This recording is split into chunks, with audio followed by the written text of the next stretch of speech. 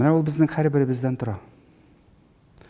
Менә мин үзем районнарга чыккач, хуҗалыкларга, авылларга баргач, татар авылларында мин русча сөйләшкәнем юк.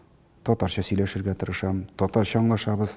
Хәтта сөйләшә торган аудиториядә күпчелек татар булса, анда күпчелек өлешен аралашу сөйләшүнең үзебезнең татар телендә үткәрергә тырышам.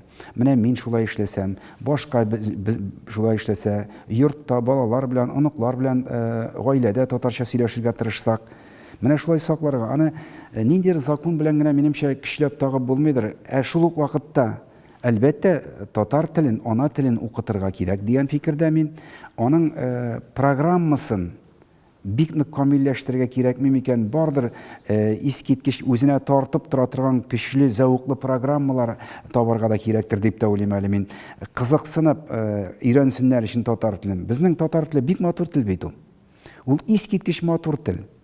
Аны татар үзенең ана телеңне белү белән горурланырга кирәк. Нәрсәгә кирәк дип санау, ул ахмак кеше фикере. Үзеңнең ана телеңне үзеңнең матди ихтыяҗың белән генә бәйләп буламыни? Рухи ихтыяҗыңны синең бер тиенлек кенәмени? Шуңа күрә мин бу очракта үз ана телеңне камил белү. Әле аның белән бергә бит син үзебезнең мәдәниятебезне тирәнрәк өйрәнәсең, шулай бит. Аның белән горурланып һәм шуңа омтылырга кирәк. Никадәр без камил үз телебезне беләчәкбез, ул шуның кадәр безне дәрәҗәле, өстенлекле итәчәк.